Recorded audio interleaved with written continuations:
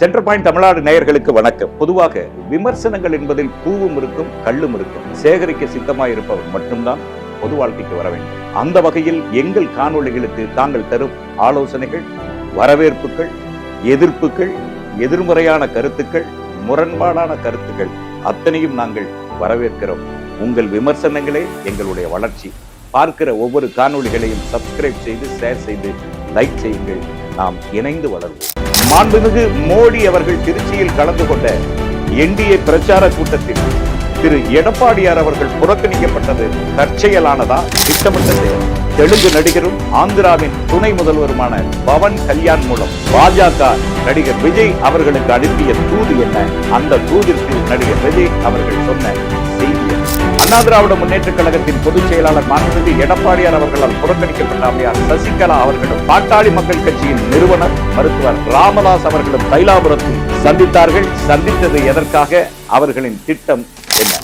2026 சட்டமன்ற தேர்தல் பிரச்சாரத்திற்காக முதல் முறையாக மோடி அவர்கள் மதுரை வந்திருந்தார். அதற்கு பிறகு திருச்சியில் என்டிஏவினுடைய பிரச்சார கூட்டம் ஒருங்கிணைக்கப்பட்டது. மதுரையில் ஒருங்கிணைக்கப்பட்ட அந்த நிகழ்வில் தந்தை பெரியார் அவர்களின் படம் திட்டமிட்டே புறக்கணிக்கப்பட்டது. வைத்திருந்த படத்தை தூக்கி போட்டாங்க. அதற்கு அதிமுகவில் இருக்கிற திரு KP முனுசாமி அவர்களும் திரு பொன்னையன் அவர்களும் கொஞ்சம் காட்டமாவே பெரியார் இல்லாம அதிமுக இல்லை என்கிற அளவில் தங்களுடைய கண்டனங்களை தெரிவித்திருந்தார்கள். அதிமுக தொண்டர்களிடையேயும் அது ஒரு பெரிய புகைச்சலை உருவாக்கி இருந்தது. கட்சியின் அடிவேராக கருதப்படுகிற பெரியாரை தூக்கி எறிவதில் எங்களுக்கு சம்மதம் இல்லை என்று பெருவாரியான தொண்டர்கள் எடப்பாடியார் அவர்களிடம் முறையிட்டார்கள். அதற்கு பிறகு திருச்சியில் பிரச்சார கூட்டம் ஒருங்கிணைக்கப்பட்டது. மாண்புமிகு மோடி அவர்கள் அந்த பிரச்சார கூட்டத்தில் பங்கு கொள்வதற்காக வந்திருந்தார். திரு பொன்னையன் அவர்களும் திரு KP முனுசாமி அவர்களும் காட்டமான அறிக்கைகள் பாஜகவை எரிச்சல் அடைய செய்திருந்தது.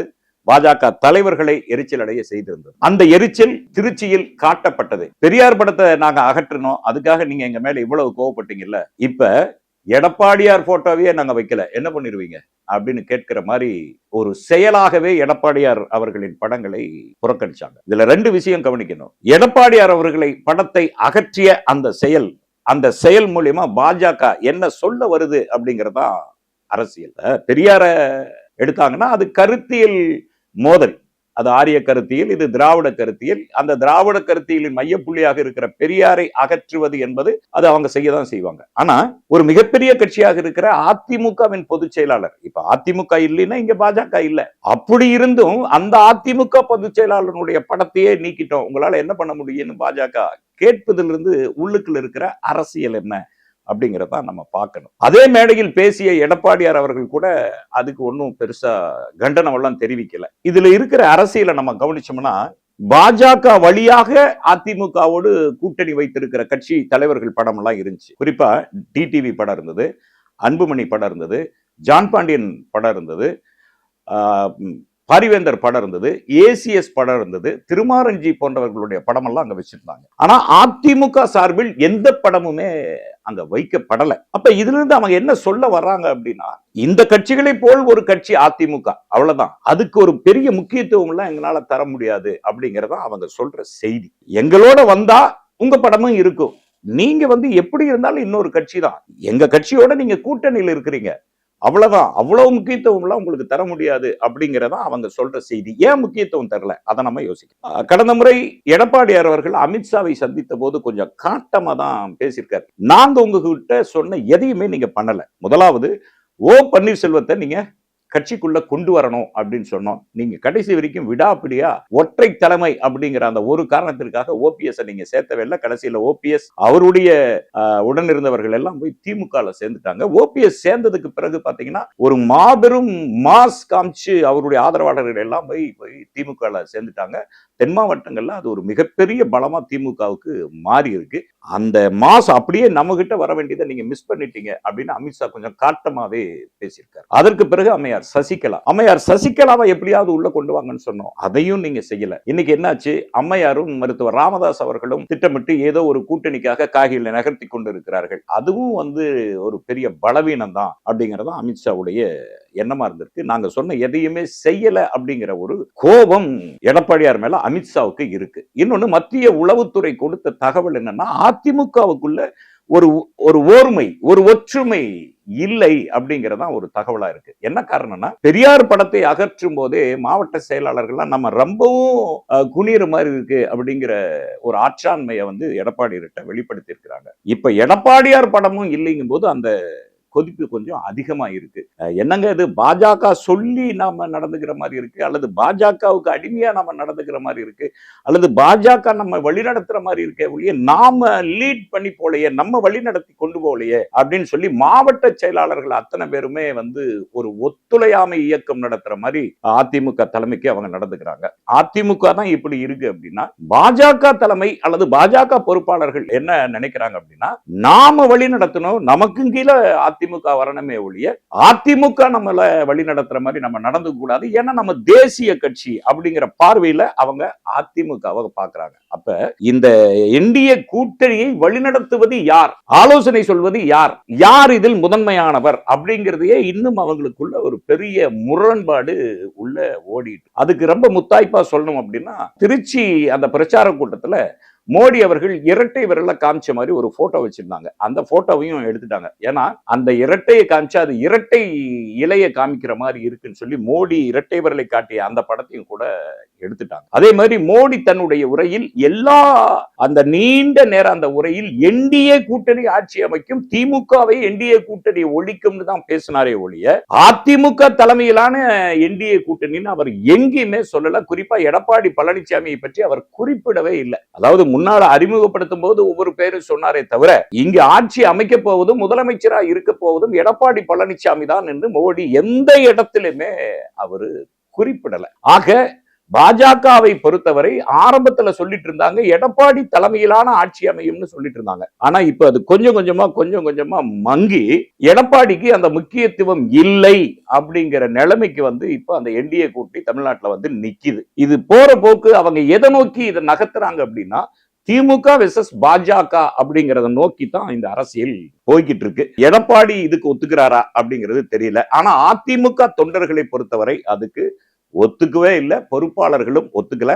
எடப்பாடியை சுற்றி இருக்கிற முன்னாள் அமைச்சர்கள் ஒரு 4-5 பேர் வந்து எப்படி இருந்தாலும் நம்ம தேர்தலில் ஜெயிக்கணும், எப்படி இருந்தாலும் நம்ம அவங்களோட பயணிக்கணும் அப்படிங்கிற மைண்ட் செட் இருக்கிறவங்க தான் வந்து இதை ஏத்துக்கிட்டாங்களே தவிர, ஒட்டுமொத்த அதிமுகவும் இந்த போக்க அவங்க ஏத்துக்கல. அவங்க ஏத்துக்கிறது எதுன்னா திமுக வெர்சஸ் அதிமுகவை தான் ஏத்துக்கிறாங்களே ஒழிய திமுக வெர்சஸ் என்டிஏ, அந்த என்டிஏ கூட்டணியில அதிமுக இருக்கு அப்படிங்கிற அந்த பொசிஷனை வந்து அவங்க ஏத்துக்கல. இப்படியான முரண்பாடுகள் அந்த கூட்டணிக்குள்ள போயிட்டு இருக்கு. முத்தாய்ப்பா வந்து நிக்கிறது என்னன்னா, இதுவரைக்கும் பழனிசாமிக்கு முக்கியத்துவம் கொடுத்துட்டு இருந்த அமித்ஷாவும் மோடியும் இந்த பிரச்சார கூட்டத்தில் எடப்பாடியை புறக்கணித்தார்கள் என்பதுதான் தெரிகிறது. அதிமுக தொண்டர்களிடையே ஒரு பெரிய விவாத பொருளா மாறி நிக்குது. தேர்தல் அறிவிக்கிற வரை பாஜக அந்த கூட்டணியில் இருக்குமா, அல்லது அதிமுக அவர்களோடு இணைந்து பயணிப்பார்களா, அல்லது இடையில் ஏதாவது விரிசல் ஏற்படுமா அப்படிங்கறதெல்லாம் விவாத பொருளாவும் கேள்விக்குறிகளாகவும் மாறித்தான் நிக்குது. ஆனா அதிமுகவுடைய தலைமைகளை பொறுத்தவரை தலைமையில் இருக்கிற பொறுப்பாளர்கள் அத்தனை பேர் மேலும் வழக்குகள் இருப்பதால் அந்த வழக்குகளுக்கு பயந்து பாஜக சொல்லுவதை கேட்கிற இடத்தில் தான் இருக்கிறாங்களே ஒழிய எதிர்கருத்துக்களை சொல்லுவதற்கு அவர்கள் யாருக்கும் உடன்பாடு இல்லை. ஆனா தொண்டர்களை பொறுத்தவரை அவங்க மேல ஒன்னும் வழக்கு இல்லைல்ல. அவங்க வந்து அம்மையார் ஜெயலலிதா இருந்த போது எப்படி சுதந்திரமா செயல்பட்டாங்களோ, அல்லது எம்ஜிஆர் இருந்த போது எப்படி சுதந்திரமா செயல்பட்டாங்களோ அப்படி ஒரு செயல்முறையில தான் தேர்தல் களத்துக்கு வரணும்னு நினைக்கிறாங்களே ஒழிய பாஜகவுக்கு அடிமையா வேலை செய்யறது அவங்களுக்கு உடன்பாடு இல்லை. இது எப்படி எடப்பாடி ஜமாளிக்க போகிறார் என்பதும் நமக்கு தெரியவில்லை. நாமெல்லாம் என்ன நினைச்சிருந்தோம்னா, அம்மையார் இறந்ததுக்கு பிறகு எடப்பாடி முதலமைச்சராக இருந்தார், ஒருவேளை அதிமுக ஜெயிச்சாங்கன்னா எடப்பாடி தான் முதலமைச்சர் அப்படின்னு தான் நாம் எல்லாரும் நினைச்சிட்டு இருந்தோம். ஆனால் அதற்கு வாய்ப்பில்லை அப்படிங்கிறதா நேற்றைய மோடி கூட்டத்தினுடைய செய்தியாக இருக்கிறது. மத்திய உளவுத்துறை வந்து ஒரு தகவல் சொல்லுது, இங்க இருக்கிற பாஜக அரசியல் நிபுணர்கள்லாம் இருப்பாங்கல்ல, அங்கேயும் இருப்பாங்கல்ல, அவங்க என்ன சொல்லியிருக்காங்கன்னா, திமுக அமைச்சிருக்கிற இந்த கூட்டணி ஒரு 26-25 கட்சிகளை வைத்து அமைச்சிருக்கிற இந்த மெகா கூட்டணியை நம்ம சந்திக்கணும்னா இப்ப இருக்கிற கட்சிகள்லாம் பத்தாது. ஜி.கே. வாசனாலவோ, ஜான் பாண்டியனோ, பாரிவேந்தரோ, ஏசிஎஸ் சண்முகமோ, டிடிவி தினகரனோ இவர்கள் எல்லாம் வந்தா இந்த மெகா கூட்டணியை எதிர்ப்பதற்கான பலம் இல்லை. அப்ப என்ன பண்ணணும்னா தாவேகாவை உள்ள கொண்டு வந்தா ஓரளவு சமாளிக்கலாம் அப்படிங்கறதான் பாஜகவினுடைய கருத்தா இருந்திருக்கு. சரி, இத வந்து நம்ம பேசி பார்ப்போமேன்னு சொல்லிதான் ஏற்கனவே கரூர் வழக்குக்கு 2 தடவை வழக்கு விசாரணைக்கு போன நடிகர் விஜய் அவர்களுக்கு கடந்த 10ஆம் தேதி சிபிஐல நீங்க வழக்கு விசாரணைக்கு ஆஜராகணும்னு சொன்னாங்க. அன்னைக்கு அதே 10ஆம் தேதி தான் அவங்க நேர்காணலே வச்சிருந்தாங்க. அந்த நேர்காணல்ல 60 பேரை நேர்காணல் பண்ணாங்க. அதுக்கப்புறம் அந்த நேர்காணல் தொடரல. அந்த 60 பேரை நேர்காணல் பண்ணதோடு அது அப்படியே நிக்குது. தாவேகாவில இருந்து என்ன பதில் சொல்லியிருக்காங்கன்னா, சிபிஐக்கு வழக்கு விசாரணையை சென்னை போன்ற இடங்களில் வைங்க, எனக்கு அரசியல் வேலை இருக்குன்னு சொல்லியிருக்காங்க. அது சிபிஐ ஒத்துக்கிச்சா சென்னையில் அந்த வழக்கு விசாரணையை தொடங்குமா என்பதெல்லாம் போக போகத்தான் தெரியும். ஆனா அரசியலா பார்க்கப்படுவது என்னன்னா, இந்த கூட்டணிக்கு ஆந்திர துணை முதல்வர் பவன் கல்யாண் அவர்கள் விஜய்விடம் தூது பேசினார். என்ன பேசியிருக்காருன்னா, நான் எங்க அண்ணன் சிரஞ்சீவி கட்சி தொடங்கினாரு, தனியா நின்னாரு, கரைஞ்சு போயிட்டாரு. ஆனா நான் சந்திரபாபு நாயுடோட கூட்டு சேர்ந்ததுனால இன்னைக்கு நான் துணை முதல்வரா இருக்கேன். அது மாதிரி நீங்க தனியா தேர்தலை சந்தித்தால் உங்களுடைய பலம் உங்களுக்கு என்னன்னு தெரியாது. உங்க ரசிகர்கள், கூடுகிற ரசிகர்களை வைத்து நம்ம தேர்தலை கணக்கு போட முடியாது, வாக்குகளை கணக்கு போட முடியாது. அதனால என்ன ஒரு ரோல் மாடலா எடுத்துக்கிட்டு நீங்க என்டிஏ கூட்டணியில சேர்ந்துக்குங்க, சேர்ந்து வெற்றி பெற்றால் நீங்க துணை முதல்வர் ஆயிடுங்க அப்படின்னு தூது போயிருக்காரு பவன் கல்யாண். அந்த பவன் கல்யாணை அனுப்பியது பாஜக தான். இதுக்கு விஜய் தரப்பிலிருந்து என்ன சொல்லியிருக்காங்க அப்படிங்கறதான் ஒரு முக்கியமான மையப்பொருளா இப்ப மாறி இருக்கு. இதுல விஜய் தரப்பில் இருக்கிற சில பொறுப்பாளர்கள், முன்னணி பொறுப்பாளர்கள், புஸ்லி ஆனந்த் போன்றவர்கள்லாம் அந்த யோசனையை ஏற்றுக்கிட்டாங்க. ஆமா, நாம என்டிஏ கூட்டணியில போய் வெற்றி பெற்று ஒரு 50-60 தொகுதிகளை வாங்கி வெற்றி பெற்று நீங்க துணை முதல்வர் ஆயிடுங்க அப்படிங்கறதுல தாவேகாவினுடைய முன்னணி பொறுப்பாளர்கள் கொஞ்சம் பேர் அதை ஒத்துக்கிறாங்க. இன்னும் ஒரு பிரிவினர், குறிப்பாக ஜான் ஆரோக்கியசாமி போன்றவர்கள் என்ன சொல்றாங்க, விஜயகாந்த் மாதிரி தனிச்சு நின்று நம்ம பலம் என்னன்னு காமிப்போம், அது 2031 தேர்தலுக்கு பயன்படும், இல்லைன்னா என்டிஏ கூட்டணிக்குள்ள போனா நம்ம கரைஞ்சு போயிடுவோம் அப்படின்னு சொல்லி பாஜக கூட கூட்டணி சேர்ந்த மற்ற மாநிலங்களை ஒப்பிட்டு பேசினதுல விஜய் ஒரு முடிவுக்கு வராங்க. என்ன முடிவுக்கு வராங்கன்னா, சரி கூட்டணிக்கு வர்றோம், ஆனா ஷேர் பண்ணிக்குவோம், பவர் ஷேர் பண்ணிக்குவோம் அப்படின்னு சொல்லியிருக்காங்க. என்ன பவர் ஷேர்? 2.5 வருஷம் பாஜக சொல்லுகிற முதலமைச்சர், 2.5 வருஷம் தாவேகாவினுடைய தலைவர் நடிகர் விஜய். அப்ப 2.5 வருஷம் வெற்றி பெற்றால் 2.5 வருஷம் இப்படி நம்ம பவர் ஷேர்னா நான் கூட்டணிக்கு தயார் அப்படின்னு ஒரு செய்தியை பாஜகவுக்கு சொல்லியிருக்காங்க. இதுல பாஜக அதிர்ச்சி ஆயிடுச்சு. என்னடா அது, உடனே இப்படி ஒரு பவர் ஷேரிங்க்கு வராங்களே அப்படிங்கிற லெவலுக்கு அதிர்ச்சி ஆயிருக்காங்க. இப்ப அது வரைக்கும் அப்படியே நிக்குது. இப்போ தாவேகாவை பொறுத்தவரை 2.5 வருடம் ஆட்சியை நாங்க ஆள்வோம், 2.5 வருஷத்தை நீங்க யார வேணாலும் வச்சு முதலமைச்சர் ஆக்கி ஆண்டுக்குங்க அப்படிங்கிற ஒரு பவர் ஷேரிங்ல அவங்க நிக்கிறாங்க. இதற்கு பாஜக உடன்படுமா? பாஜக உடன்படுவது என்பது இதை எடப்பாடி பழனிசாமி ஏற்றுக்கொள்வாரா அப்படிங்கிற ஒரு கேள்வி நமக்கு எழுது. இப்போது பொறுத்தவரை பாஜக முடிவு பண்ணிட்டா மறுப்பு சொல்லக்கூடிய நிலையில் எடப்பாடியார் இல்லை என்பதுதான் உண்மை. ஆக இப்ப விஜய்க்கு 2.5 வருஷம் ஓகே அப்படின்னாங்கன்னா பாஜக கூட என்டிஏ கூட்டணியில தாவேகா வந்துடும். அதுக்கெல்லாம் ஒத்துக்க மாட்டோம் அப்படின்னா அந்த நேர்காணல மறுபடியும் தொடருவாங்க. தாவேகா 234 தொகுதியிலையும் தனியாக நிற்கும். இதுக்கிடையில தாவேகாவில் ஏறக்குறைய 8 மாதத்திற்கு முன்பாக தன்னை இணைத்துக் கொண்ட ஒரு இஸ்லாமிய கட்சி ஒண்ணு வெளியே வந்துருச்சு. அவங்களுடைய பொறுப்பாளர்களை தொடர்பு கொண்டு நம்ம கேட்டோம், என்னையா 8 மாசம் அவங்களோட பயணிச்சீங்க, ஏன் திடீர்னு வந்துட்டீங்க அப்படின்னு கேட்கும்போது அதனுடைய பொறுப்பாளர், அந்த பொறுப்பாளர் தன்னுடைய பெயரை சொல்ல வேண்டாம் என்று கூறிவிட்டார். அவர் சொன்ன தகவல், இது முழுக்க முழுக்க பாஜகவால் இயக்கப்படுகிற ஒரு கட்சியா இருக்கு, சிறுபான்மையின மக்களை நசுக்குகிற ஒரு கும்பலோடு இந்த கும்பலும் சேர்ந்து நாங்க அதுக்கு ஆதரவாக இருப்பதற்கு வாய்ப்பே இல்லை, அதனால் நாங்கள் தாவேகாவில் இருந்து வெளியேறுகிறோம் என்பதுதான் அவர்கள் தரும் செய்தியாக இருக்கு. ஆக ஒரே ஒரு கட்சி மட்டும்தான் தாவேகாவோட கூட்டணியில் இருந்தது. இப்ப அந்த கூட்டணியும் வெளியே போயிடுச்சு போது தாவேகா இப்போ தனித்து இருக்கு. அது அந்த 2.5 வருடம் ஆட்சி பொறுப்பை கொடுத்தா என்டிஏ கூட்டணியில சேரும், கொடுக்கவில்லை என்றால் தனித்து களங்காணும். இதுதான் தாவேகா தரப்பில் இருக்கிற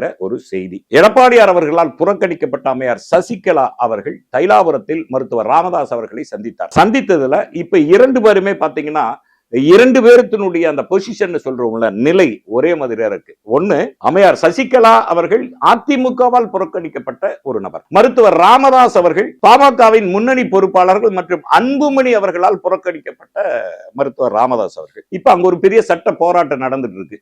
மாம்பழ சின்னம் யாருக்கு, பாமக பெயரை யார் பயன்படுத்தணும், அந்த பி ஃபார்ம்ல யார் கையெழுத்து போடணும் அப்படிங்கிற ஒரு பெரிய சட்ட போராட்டம் நடந்துகிட்டு இருக்கு.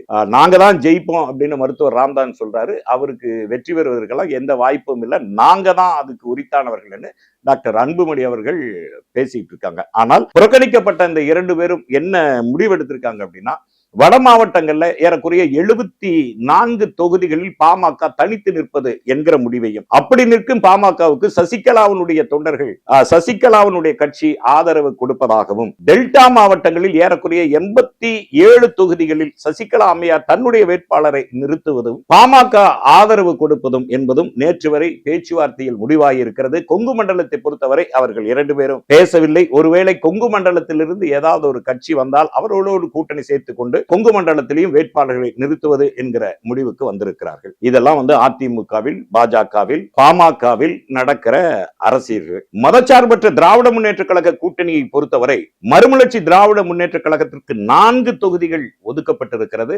அந்த தொகுதிகள் கொடுத்தது என்பது சரியே என்று ஐயா வைகோ அவர்கள் கூறியிருந்தாலும் கூட மதிமுகவின் பொறுப்பாளர்கள் சற்றே புகைச்சலில் இருப்பதை நம்மால் காண முடிகிறது.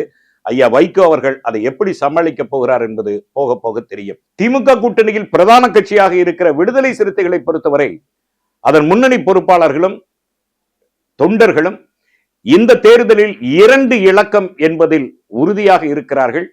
அண்ணன் திருமாவளவன் அவர்கள் எப்படி அதை திராவிட முன்னேற்ற கழகத்திடம் கேட்டு பெறப்போகிறார் என்பதை பார்க்கவும் தமிழ் சமூகம் காத்து கொண்டிருக்கிறது. அடுத்த செய்திகளை நாளை நாம் சந்திப்போம். நன்றி. நடுநிலை தவறாத சென்டர் பாயிண்ட்.